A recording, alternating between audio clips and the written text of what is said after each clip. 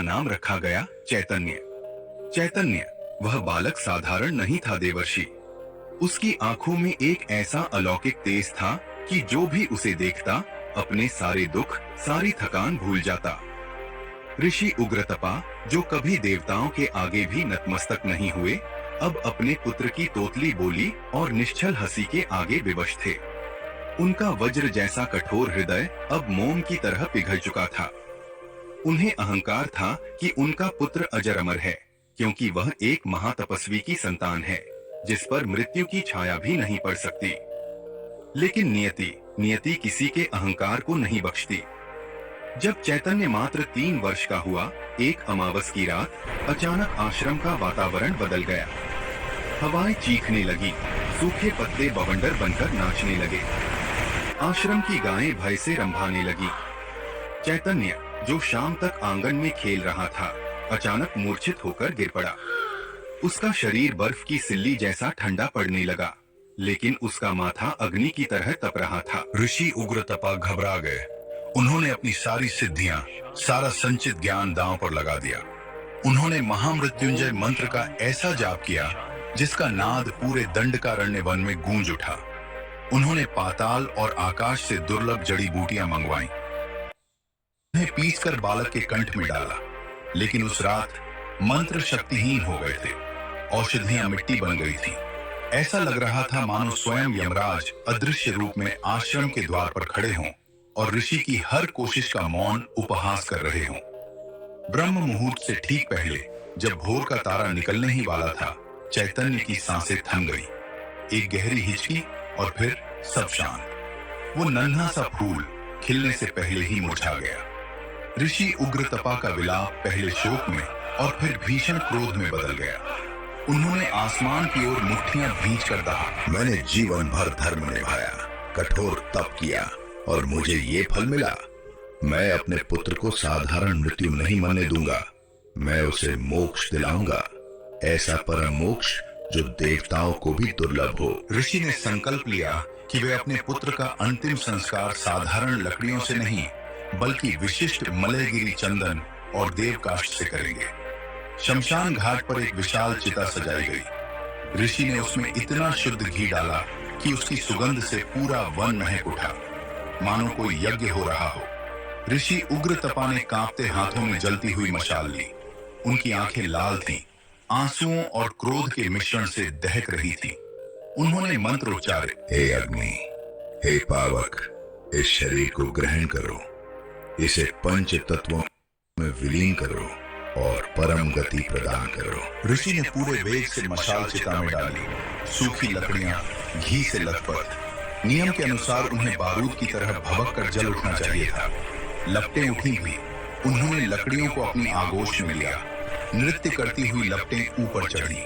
लेकिन देवर्षि, वहां एक चमत्कार हुआ।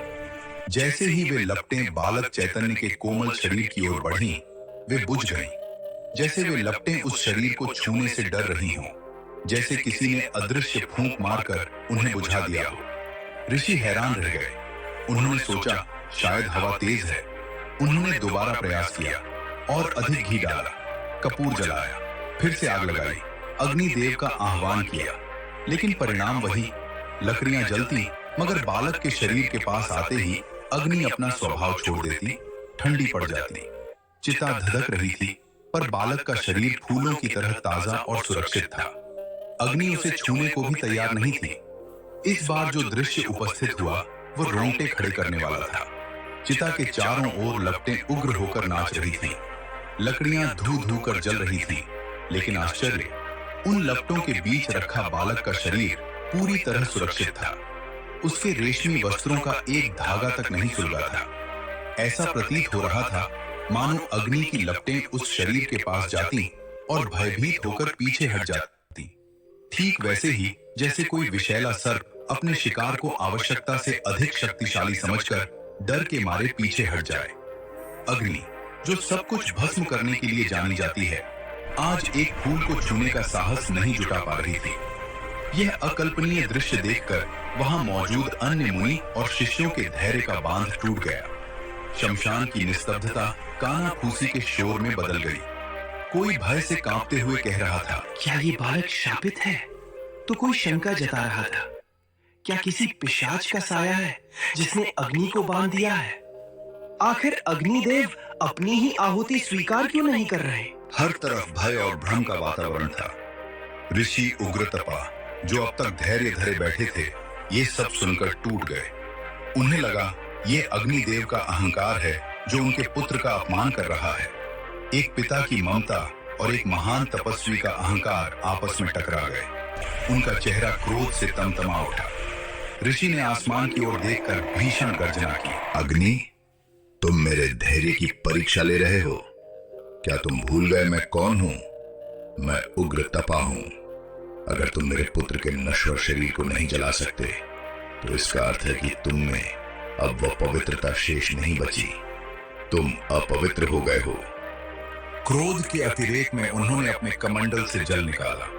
उनका हाथ श्राप देने के लिए ऊपर उठा। वातावरण में बिजली कौंध गई। उन्होंने ललकारा, प्रकट हो अग्नि, अभी इसी क्षण कारण बताओ, वरना आज मैं अपने तपोबल से तुम्हें शाप देकर इस सृष्टि से सदा के लिए लुप्त कर दूंगा। तभी एक भयानक गर्जना हुई जिसने धरती और आकाश को हिला दिया। शमशान की भूमि थरथराने लगी। चिता की बुझी हुई राख के बीच से एक विशाल स्तंभ जैसा प्रकाश प्रकट हुआ। वो प्रकाश इतना तीव्र था कि आंखें चुंधिया गईं। तापमान इतना बढ़ गया कि वहां दूर खड़े लोगों की त्वचा झुलसने लगी। स्वयं अग्निदेव प्रकट हुए। उनका स्वरूप विराट था। 7 जिह्वाएं लपलपा रही थीं, जो आकाश को चूम रही थीं।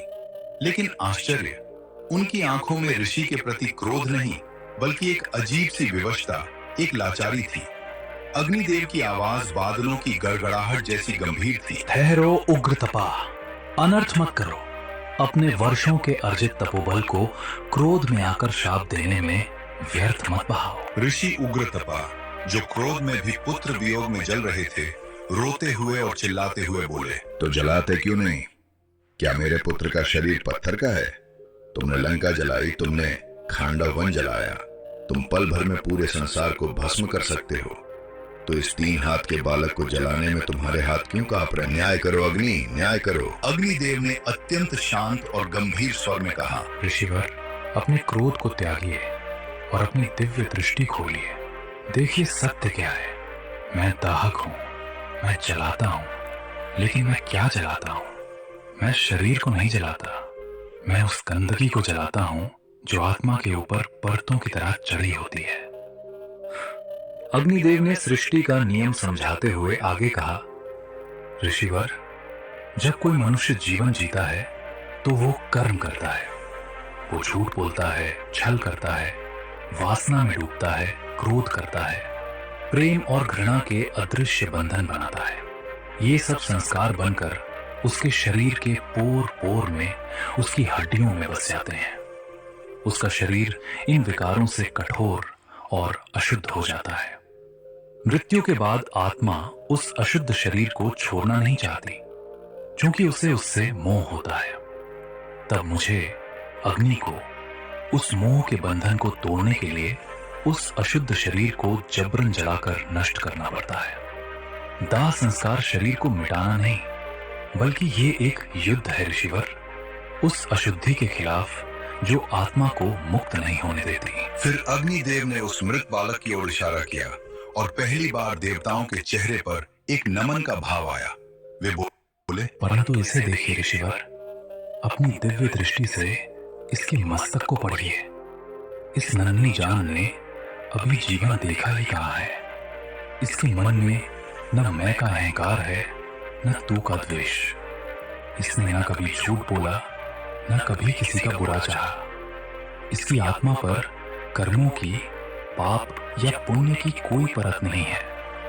ऋषिवर, ये शरीर नहीं है, ये तो जमी हुई ओस की बूंद है। ये साक्षात ईश्वर का ही विशुद्ध रूप है। अग्निदेव का स्वर अब विनम्र और प्रार्थनापूर्ण हो गया। मैं शुद्धि को जला सकता हूँ, पवित्रता को नहीं। जो पहले से ही कुंदन है, उसे आग में डालकर मैं क्या शुद्ध करूंगा? यदि मैंने इसे जलाने का प्रयास भी किया तो ये ब्रह्म हत्या के समान महापाप होगा। ऋषिवर समझिए, ये कच्चा घड़ा है। एक कुम्हार पके हुए घड़े को तोड़ सकता है, लेकिन कच्चे घड़े को आग में नहीं पकाया जाता, ना ही तोड़ा जाता है।